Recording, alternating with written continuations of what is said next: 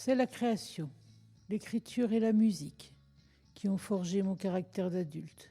C'est le combat contre la culpabilité sévère qui a fait celle que je suis aujourd'hui. Avec mes chansons, j'ai osé vivre.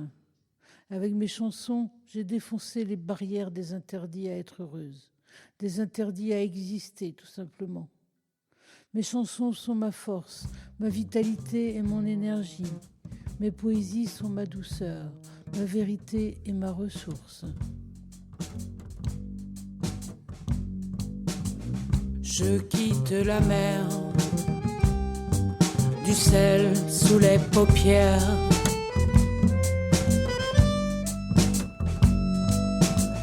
Je regagne la terre, saluer la bruyère.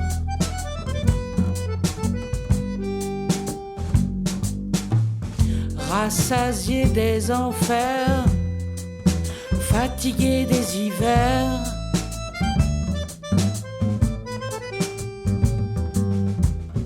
Consolé des misères, je quitte la mer.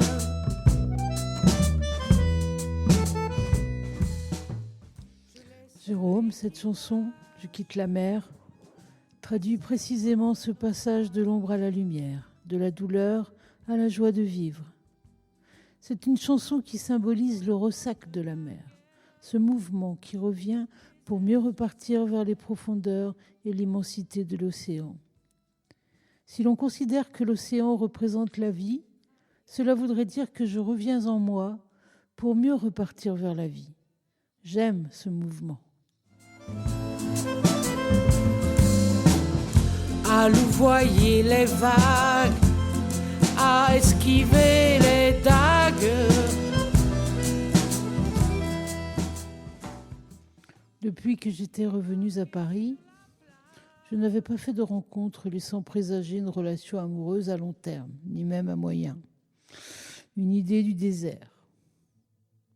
J'avais bien croisé des hommes qui m'intéressaient, me touchaient et me donnaient envie de mieux les connaître. J'avais toujours ce barrage mental. Il est trop bien pour toi. Un barrage constitué de l'image de la mauvaise, de la femme trop masculine, de la peur d'être aimée. Une énigme qui n'est pas encore résolue à l'heure où je t'écris. Je me demande quelle est cette interdiction que je porte en moi. Un interdit immense. Cette part de moi qui ne veut pas y croire me met en colère. Pourquoi ai-je si peur ? J'ai croisé des hommes magnifiques, riches d'eux-mêmes, sensibles, délicats, ouverts, des humains, quoi. Cet interdit doit émaner de moi au point de n'éveiller aucun sentiment à aucun moment chez les hommes que j'ai croisés. Ou alors cet interdit cruel me rendrait-il aveugle ? J'ai reçu la visite d'un membre de la famille après l'écriture de ce récit. Et maintenant je sais la vérité au sujet des abus dont aurait été victime ma mère par un de ses proches à l'adolescence. Je comprends donc mieux pourquoi notre mère nous mettait en garde contre les hommes très souvent, Claire et moi, et ce dès le début de notre adolescence. À demi-mot certes, mais si souvent répété que le message s'est incarné en moi. Elle jugeait volontiers et sévèrement nos amies qui se montraient ostensiblement amoureuses de leur premier chéri. Devant une de mes amies vers l'âge de 23-24 ans, pour honorer je ne sais quel prétexte, elle a dit mot pour mot en s'adressant à moi « De toute façon, je le sais, toi tu ne te marieras jamais ». Beau projet d'une mère pour sa fille. Tu te rends compte, Jérôme, de cette certitude qu'elle distillait à qui voulait bien l'entendre ? Comme une décision qu'elle aurait prise pour moi, une évidence. Fallait-il que quelqu'un paye pour ses souffrances ? Fallait-il qu'elle me protège à tout prix des hommes pour ne pas raviver sa propre douleur ? Était-ce encore une façon de me contrôler tel un objet ou était-ce tout simplement une façon de m'empêcher d'exister librement et de vivre le plaisir et l'épanouissement de la relation amoureuse à laquelle une jeune femme pouvait prétendre ? Je n'aurai plus sa réponse, mais j'ai bien l'intention de ne pas laisser sa voix m'interdire toute ma vie, à condition de ne pas laisser ses jugements résonner et agir en moi. Au fur et à mesure des années de solitude, j'ai pu avoir tendance à ne plus y croire, à jeter l'éponge, tu vois. J'ai envie de dire merde, j'y ai droit. Une belle histoire simple, homme ou femme, j'ai le droit de vivre l'amour. Je crois que je dois encore chasser l'interdit, laisser plus de place à l'autre et à la possibilité d'aimer, d'être aimé dans ma vie. La beauté de la vie fera son œuvre. J'ai vraiment confiance, car toutes ces années, j'ai appris à ouvrir mon cœur qui s'était refermé avec les blessures de l'enfance. Un jour, il sera suffisamment ouvert pour accueillir l'amour. Débarquer sur la plage, contemplation de l'âge.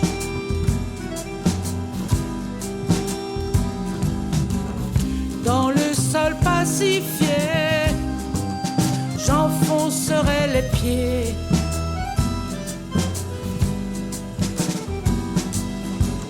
Je choisirai la pierre pour m'attacher à vie.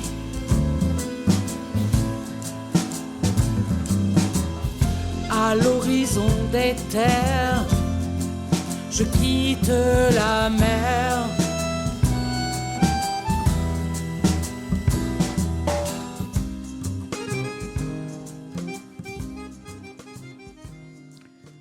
En janvier 2016, j'ai décidé d'arrêter de fumer. Devant l'empathie et avec le soutien de mon groupe de thérapie, j'ai décidé de cesser de jouer contre moi, contre mon projet de donner une belle place au chant et à la voix. C'est alors que les ennuis commencèrent, insomnie, grosse fatigue, fringales, anxiété, etc. Le lot de toute personne en situation de sevrage. J'ai fait des kilomètres à pied, jour et nuit dans Paris, pour gérer le manque de tabac. J'ai commencé à ce moment-là à manger et à reprendre du poids de manière incontrôlée. J'ai découvert, en activant les mécanismes de l'introspection de manière encore plus poussée, toutes les fonctions que remplissait la cigarette. Ma clope. J'ai compris et senti qu'elle était ma béquille, ma copine, ma compagne, mon anesthésiant, ma sécurité, etc. Mais c'était un leurre. En fumant, j'enfumais les émotions profondes, les peurs, les chagrins et les colères, ces ressentis si difficiles à verbaliser et à exprimer. Avec l'aide de Madame D, nous avons pris le temps. Je suis parvenue à accueillir chacune d'entre elles pas à pas. Parmi les plus douloureuses, j'ai laissé couler les larmes de la peine, celle de t'avoir perdu, Jérôme. J'avais enfoui très profondément cette douleur. J'ai eu si mal devant ton corps mort.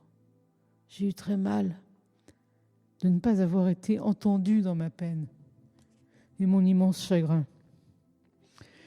J'ai eu très mal de me sentir isolée, esseulée, avec pour unique compagne la culpabilité. J'ai eu très peur aussi de ne jamais me relever de cette immense tristesse. J'ai eu très peur de m'effondrer pour toujours si j'ouvrais la porte à cette émotion. J'ai eu peur d'en mourir, Jérôme. Je n'en suis pas morte. La cigarette a joué son rôle le temps nécessaire pour me sentir assez solide. Elle était un soutien. Je ne fumerai probablement plus jamais. Ce serait un gros gâchis. Mais comme je le dis souvent, je ne blâme personne de ne pas réussir à cesser de fumer. Cela peut être intérieurement très chaotique et difficile car c'est une drogue. Être en surpoids était pour moi de la même façon un atout. Voir une aubaine pour me protéger de mes émotions. Plus je prenais du poids, plus la couche s'épaississait. Plus je me sentais protégée, moins je sentais mes émotions. Ce comportement révélait la peur d'affronter les émotions profondes, mais ce fut là aussi un leurre, une illusion destructrice. Assommé d'interdits et de culpabilité dans mon enfance, je remercie aujourd'hui mon corps d'avoir accepté de porter ce poids. J'ai pu me donner des autorisations de manger du sucré et du doux tant que j'en avais besoin pour apaiser mon mental, des pressions et des injonctions maternelles notamment. Alors, après le sevrage tabagique, je me suis attelée à trouver des solutions et le chemin pour soulager mon corps du surpoids dans la même bienveillance. Tant que je n'avais pas usé les mécanismes qui réactivaient les émotions douloureuses de l'enfance et de l'adolescence, toute perte de poids était éphémère et source de mal-être. Il m'aura fallu beaucoup d'années pour remettre La machine a allégé mon corps en marche, cette fois avec une grande douceur et dans un dialogue permanent avec mon être tout entier. Je suis accompagnée depuis 9 ans par une professionnelle de la nutrition et du sevrage tabagique, très à l'écoute et délicate. J'ai confiance, maintenant que j'ai compris que mon corps n'est plus mon ennemi, mais réellement mon allié. Je le regarde comme une amie avec la tendresse dans le cœur. J'ai écrit mon premier album de chansons nu, sans cigarette ni alcool, ni rien à engloutir pour ne pas sentir. Ce sont mon cœur et mon corps qui ont écrit, qui ont accouché de ce premier opus. 11 chansons sont nées de soirées à vouloir dire en me tordant le ventre, en tournant autour de ma table ronde un stylo à la main et en écrivant les phrases une à une dans un souffle souvent organique, animal. Une expérience incroyable. Je devais me battre avec l'illégitimité. Le conflit intérieur était très fort, le désir encore plus fort. J'ai gagné la bataille. Madame D m'a dit un jour, « Bravo, tu ne t'es pas abandonné. » En effet, je ne m'étais pas laissé tomber. J'ai accouché des mots sur le papier, laissé advenir la musique du fond de ma guitare et j'ai appelé ce premier album « Traversée ». J'ai été très encouragée de toutes parts pour la réalisation de ce premier CD. Avec l'aide de Ben, nous avons élaboré les arrangements et réuni quelques musiciens. Après plusieurs mois en studio, l'album est sorti en décembre 2017. Tu ne peux pas imaginer, Jérôme, l'émotion que j'ai ressentie lorsque j'ai reçu les cartons de CD. Je sentais que j'avais tourné énormément de pages ce jour-là. J'étais touchée de m'être autorisée à réaliser ce projet inespéré. Je l'avais fait, Jérôme. Je l'ai beaucoup vendu à mes nombreux amis et mes élèves, ainsi qu'au public de mes concerts. Les retours généreux étaient à chaque fois une douceur à mon cœur, une récompense pour avoir osé traverser les tumultes de la vie de cette façon, d'avoir osé rester vivante malgré le désastre de mes jeunes années. Je tordais ainsi le cou à tous ceux qui m'avaient laissé croire que j'étais une mauvaise personne. Je n'oublierai jamais non plus la fête du 9 décembre 2017, celle qui célébrait la sortie de l'album. La salle était pleine à craquer, l'ambiance bruyante mais très chaleureuse. Je n'ai rien vu passer tant le bonheur était total. Des amis s'étaient déplacés de l'ouest et du sud de la France. Les musiciens ont servi le répertoire magnifiquement. Ben nous a fait quelques impros mémorables sur la strate. Et pour ma part, j'ai jubilé. D'un bout à l'autre de la soirée, j'ai jubilé. Un grand moment dans ma vie, tout simplement. J'ai reçu ce soir-là l'un des plus beaux cadeaux. La joie dans les yeux du public qui était venu m'écouter. C'était énorme pour moi de vivre et de repérer cela. J'avais levé les interdits.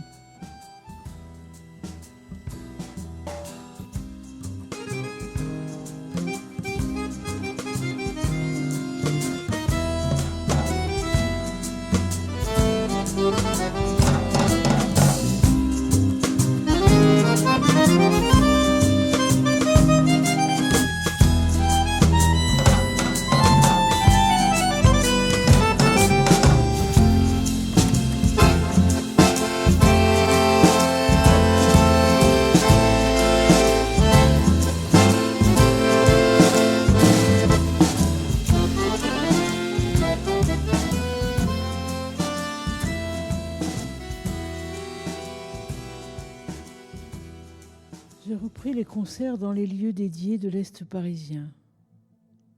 Je m'intéressais aussi à l'idée de chanter dans les théâtres, ce que j'ai réalisé avec des musiciens différents à plusieurs reprises.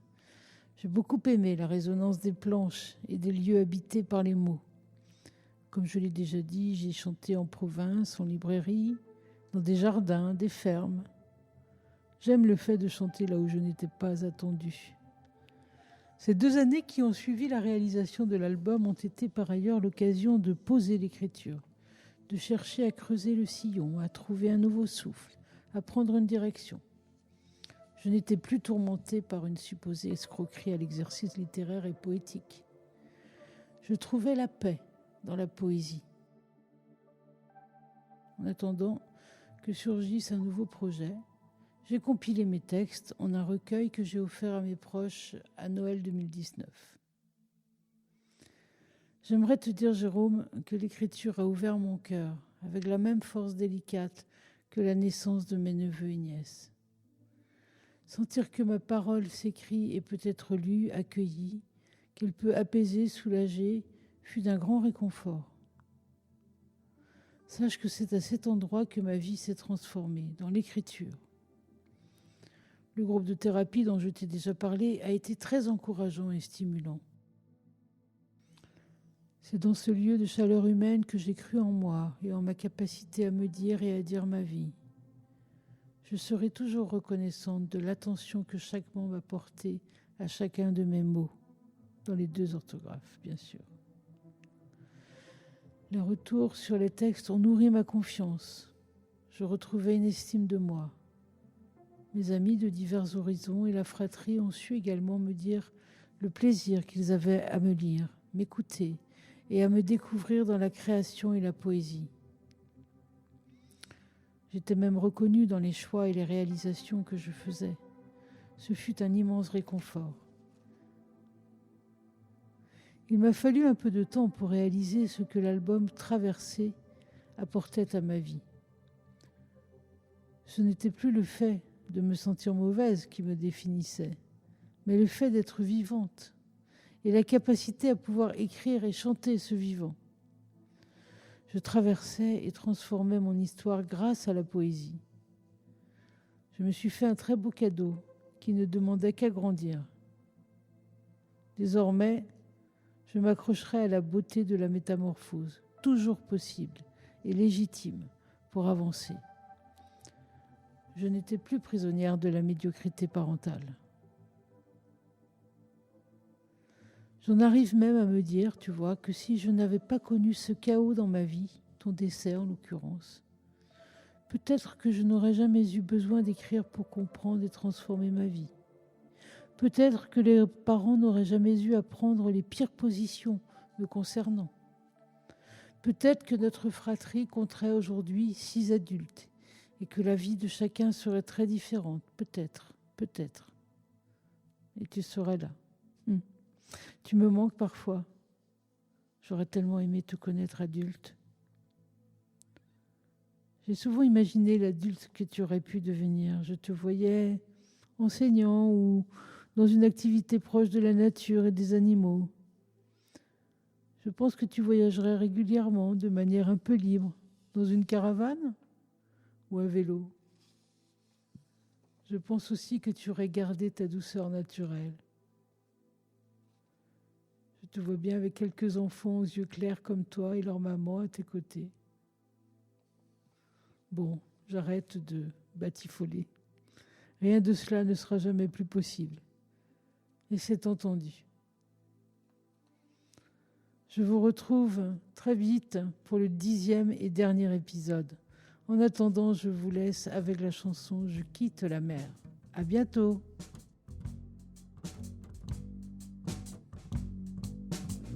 Je quitte la mer, du sel sous les paupières.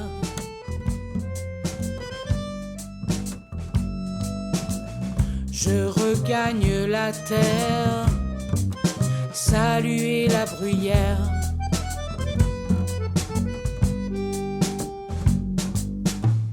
Rassasié des enfers, fatigué des hivers.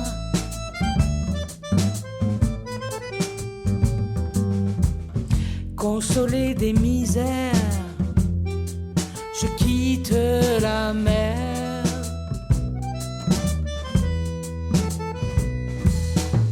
Je laisse l'équipage à ses propres naufrages.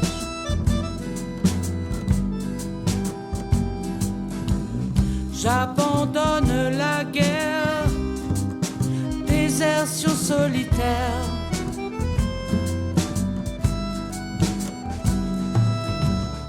Je vais trahir la peur, délivrer des sueurs.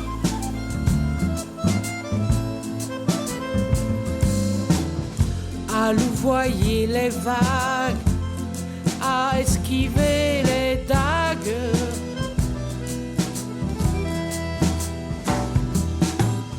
Débarquer sur la plage, contemplation de l'âge.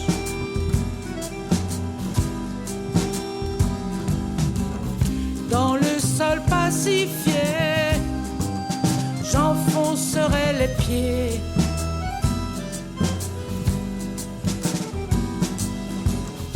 Je choisirai la pierre pour m'attacher à vie.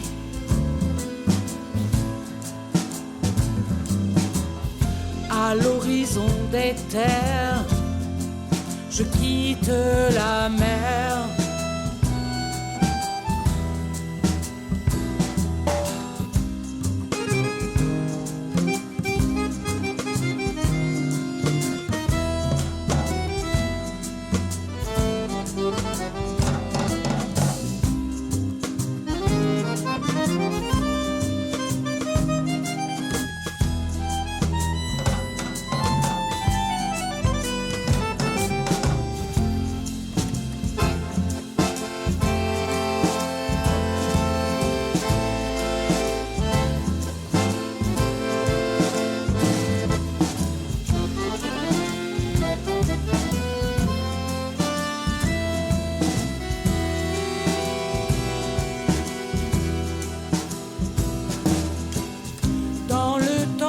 De joie, je poserai la voix.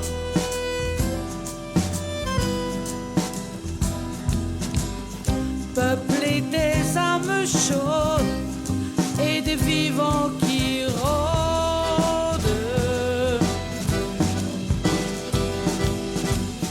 La croisade oubliée, les larmes déposées.